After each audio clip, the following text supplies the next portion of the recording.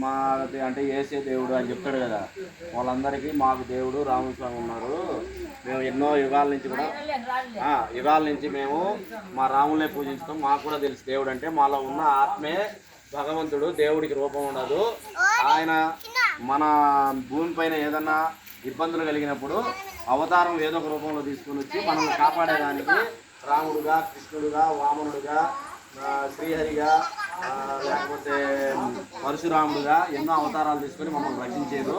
మీరేం చెప్పాల్సిన అవసరం లేదు. మీరు మత మార్పిడికి మా ఊరికి వచ్చేస్తే మా రామస్వామి గుడి కాడికి వచ్చి మీరు బొట్టు పెట్టుకోండి. తర్వాత మాకేదన్నా చెప్పండి. మేము హిందువులుగానే ఉంటాము. మేము ఒకవేళ క్రైస్తవులుగా పుట్టే ఇబ్బంది లేదు, మేము క్రైస్తవులుగానే ఉంటాం. మేము హిందువులుగా పుట్టాము కాబట్టి మా ధర్మాన్ని మేము ఆచరిస్తాము. మీరెవరు కూడా మా ఇళ్ళలోకి రాకూడదు. మేము ఆడపిల్లలకి ఖచ్చితంగా కుంకుమ పెట్టండి.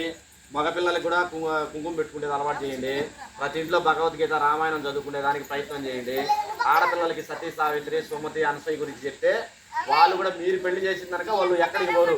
ఇప్పుడు కొన్ని చోట్ల ఎవరినైనా తీసుకొని పెళ్లి చేసుకున్నారు లేదా, అవి జరగకూడదు అంటే మనం సతీ సావిత్రి, అరుంధతి గురించి చెప్పాలి. మీరు అరుంధతి పతివర్త గురించి చెప్తే వాళ్ళు మీ తల్లిదండ్రులు ఎవరైతే భర్తను చూస్తారో వాళ్ళని చేసుకుంటారు.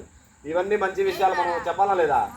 యోగా గురించి కూడా పంచిముద్రలు వేసుకొని రేపు యోగా చేసుకొని మన ధర్మాన్ని మనం అందరం పాటిస్తాం. సరేనా?